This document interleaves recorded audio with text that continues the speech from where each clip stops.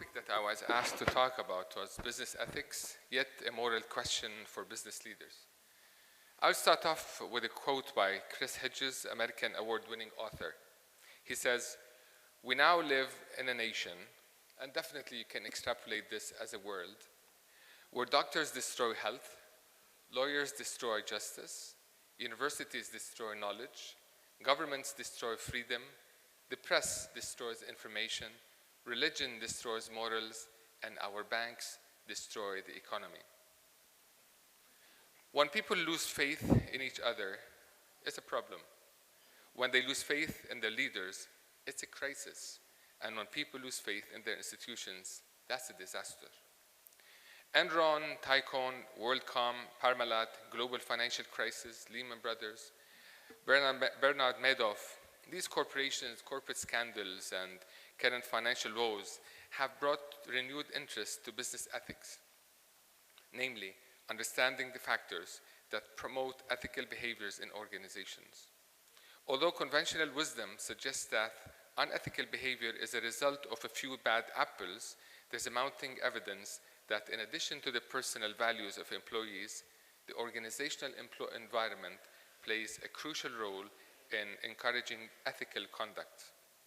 More recently, we have been living in a true dilemma at our social level, at levels of our social, political, and religious values. Not so as if it's the first time that such a thing occurs, but rather it feels confusing that after so many thousands of years of lessons of morality and values, we allow ourselves into acts that are empty of both. People have shown significant signs that we have lost faith across many of the above relational definitions, many of which are considered as cornerstones of human civilizations, and rather absolute givens for understanding humanity. In my intervention this afternoon, I will address the interrelationship between leaders and ethics. I will then try to understand what ethics is, and then turn into the leadership complex environment and end up with the way we get to manage them all. A few years ago, I had the opportunity to make an intervention, and actually I thought a lot about the title. It was in 2010. It was, "How did business schools contribute to the global financial crisis?" Then I changed it because it's very offensive, so I called it, "Did business schools contribute to the global financial crisis?" And definitely I had an answer. So as usual, I carry both as a previous academician, so I'm very concerned. I'm a product of those business schools back in the 80s, and then I'm a lecturer and have been a lecturer on issues on strategy and leadership. So it was an interesting way of intervention, and intervention or introspection into what we have been doing over the past many years, past couple of decades at least, to say the least. And definitely there are lots of, this is not the, if there's a way to, in the Q&A session, we'll be talking more about it. But when we talk about, the reason I brought it up is that when we talk about ethics, business ethics, I don't believe there's a business ethics. There are ethics in general. I'm sure I haven't had the opportunity to start off with you in the morning. I was on travel and just came in. So I'm sure there has been some interventions about what ethics is or what business ethics. I don't believe there's a business ethics. There are ethics. And you cannot be ethical at work and not ethical in your relationship with your wife. You cannot be ethical with your friends and not be ethical in your relationship on your own leadership self. So these are the types of things. But for the interest of the audience, I will try to break it down in such a way that can be useful. When we hear the word ethical, several ideas come to mind. Most notably, good versus bad, and right versus wrong. 6 concepts from the foundation of trust upon which ethical business practice is built.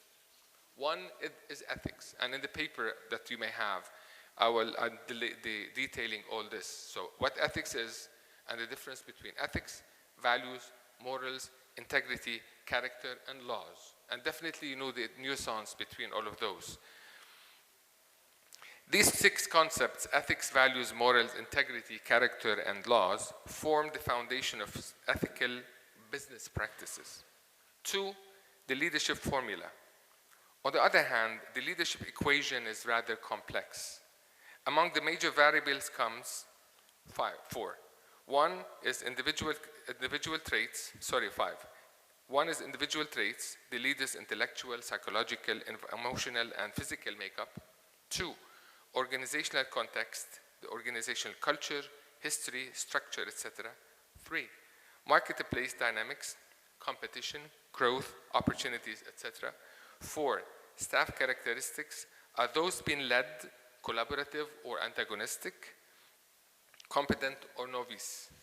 And five, performance matrices. Can the leader's impact be quantified? We're talking about the context of ethics. So those variables are independent and difficult to isolate, but complexity doesn't justify surrender. So what do we need to do as business leaders in an organizational context? Before starting off with merging these leadership and ethics, I'd like to share a dream I have of having our organizations as life examples of business ethics.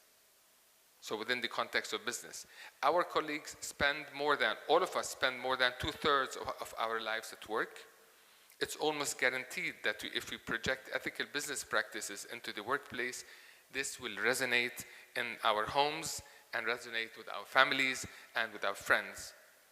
A very promising way for changing the world. N'est-ce pas? If the organizational environment is important in promoting ethical conduct, how can such a context be created? There are three key pieces of ethical environment that work together to promote ethical behavior. One is the leadership, two are the practices, and three is the climate. So when we talk about ethical leaders, they set the tone of how employees should behave in organizations. They're both moral persons who have desirable characteristics and moral managers who influence employees' conduct directly. Two, ethical practices are actions or activities related to ethics that are repeated and recognizable in organizations. They are what organizations actually do rather than just what they speak about. Now, there are several things for ethical practices, and I will just name them because there's some elaboration on each one of those. One is the recruitment and selection, right from the beginning. So quality input is a quality output. Ethical input, ethical employees, right from the beginning, and the recruitment and the selection process is demanding enough to ensure those quality ethical input, then you'll definitely ensure quality and ethical results. Two, orientation and training. There's no substitute for just keep drilling and talking about it over and again and keeping it part of your culture. Three, policies and codes, how we enforce those policies and codes. Five, rewards and punishment system, not only for the financial gain, immediate financial gain, but for the process as well. So there are two dimensions for work. One is the output, and the second one is the process. So you looking at both is another way of reinforcing ethical behavior. The accountability and responsibility, people are responsible for their own actions, and the questioning authority if unethical behavior occurs. And last is the decision making. What kind of decision making process takes place, and what is the right thing to do? Lastly is the ethical climate, where employee in general is a general perception organizational employees have about whether the organization is ethical. It is an ethical climate where it's important to look at the following things. Employees have a lot of skills in recognizing ethical issues. Success is defined as results and processes, as we said. Employees continuously strive to maintain highly ethical standards, and they rarely feel pressured to compromise the organizational ethical standards to achieve business objectives. To end up, how can our companies enforce ethical practices? Many corporate ethical standards fail because they are too vague and general to give no specific directives. Codes of ethics must be specific enough to convey the intended conduct. However, they must avoid being so prescriptive that a literal interpretation becomes an excuse for non-compliance, where an employee becomes unable to act and make decisions fearing that their action will be unethical. Establishing an ethical standard for business conduct involves more than a written policy. The most compelling support for an ethical standard is adherence to and enforcement of that standard by those who institute it and by those for whom it is written.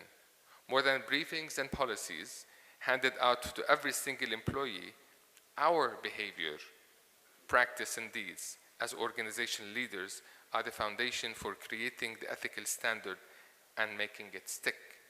That is walking the talk, not talking the walk. Thank you very much.